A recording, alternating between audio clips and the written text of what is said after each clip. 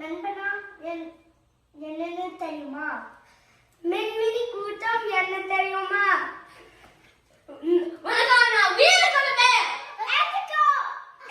என் பேர் தர்ஷிகா. என் பேர் அரந்தனா. என் பேர் இனியா. என் பேர் இனியாள். என் பேர் அம்மாளா. என் பேர் கிருத்திக். என் பேர் ஷர்வில்.